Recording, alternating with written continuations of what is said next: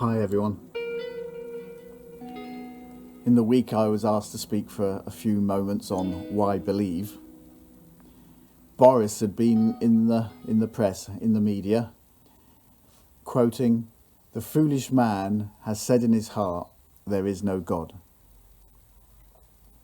Great to see a national leader quote the Bible.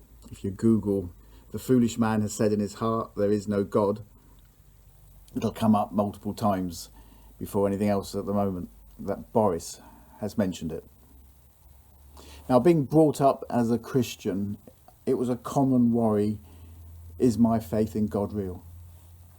Thankfully, as a young man, I'd had a vivid experience of the Holy Spirit in my life, and the additional blessing of that was that no one had ever taught me anything about the Holy Spirit, and it deeply impacted my walk. But apart from my personal experience, I was instinctively convinced God existed.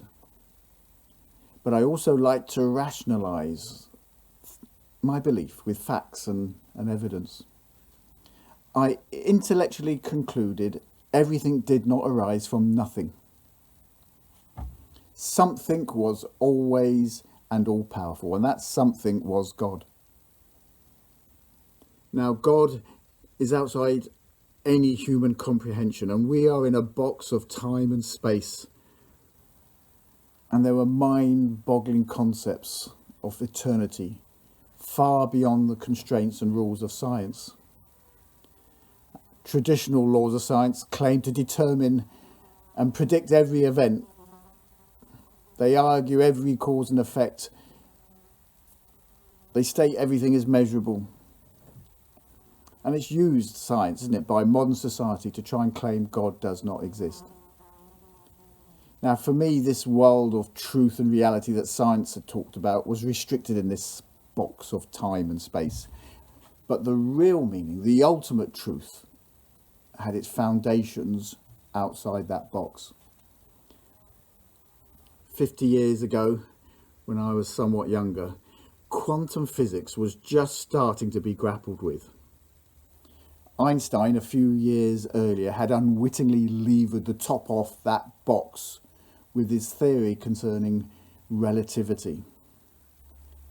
However, the implications of his theories were scoffed at by classical scientists who branded it as quackery, saying it would be explained away with classical science. At that time, I had a boss, my police inspector boss. He was mad and eccentric, and he got excited about the finding of the quark, the first new subatomic particle to be identified by scientists. Scientists have identified it mathematically to be inside a particle of an atom, and high-tech experiments were about to release this from the atom. He claimed that government experiments were in progress, and these were being covered up but being discovered as UFO sightings, and he predicted the reality of the physical world would suddenly end dramatically when scientists released this particle. So a lot of babble in those days and mutterings about discoveries of subatomic particles. However, there was a deepening, growing understanding in the quantum physics world, and the snippets that I was getting spurred me on in my belief in God. Now, today, rather than being dismissible quackery, quantum physics is the cutting edge of science. And if you're looking to, like me, to rationalise a little your belief in God, then this gives a whole new encouragement. Advances in micro subatomic research has given us useful things like lasers and high-tech electronics, nuclear reactors, powerful things like nuclear fusion potentially, which will be the holy grail of safe energy. But also new fascinating understandings of the universe are being revealed, which increasingly conflicts with the traditional classical science and physics. A quantum physicist can now conclude classical physics has subtly crept in on us with myths. Myths about scientific absolutes, about reductionism, determinism, myths about cause and effect, myths about absolute predictabilities.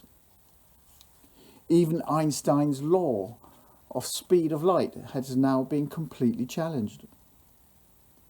We have insights that something can be split and separated across the universe, but it still appears to act instantly together as one entity.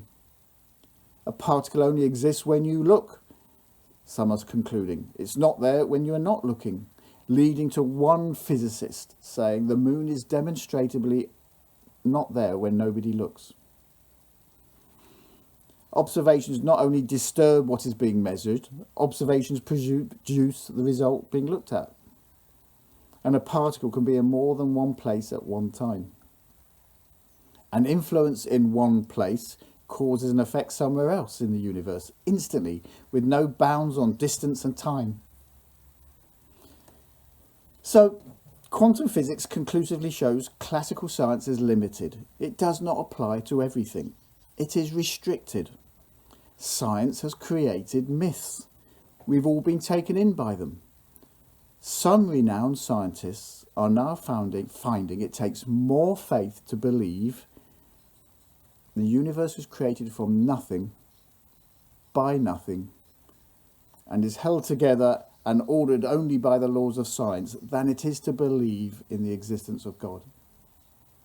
And while some doggedly hold on to entrenched traditional scientific views of the universe, many scientists who are working and researching at quantum physics level see that conventional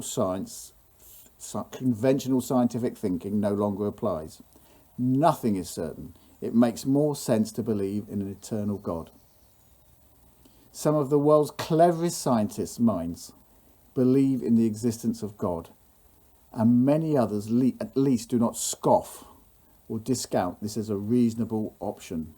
So my point to conclude: when someone with an O-level in science subject, or even a mere master's in physics, spouts off that there is no God, scoffs at those who do believe, and despite those who catch the media attention like Richard Dawkins and Stephen Hawking, some of the world's greatest scientific minds conclude otherwise. They find it quite rational to believe in God, or at very, very least not to discount or exclude that God exists. Now, being a person who tends to rationalise and analyse, these thoughts appeal to me. But I just need to finish by adding one more additional simple point. God made us intentionally to be rational thinking beings, but he also wants us to have a relationship with him. And he planted in us a capacity to relate to him without the need for intellect and logic. He has planted in us a yearning, a desire, a hunger, and he's given us all a spirit. And he empowers us to use faith. And through him, in the person of Jesus Christ, we are united and satisfied in him. And in him we find our true place in the universe he has made. Just go and check if the moon's still there. Thanks.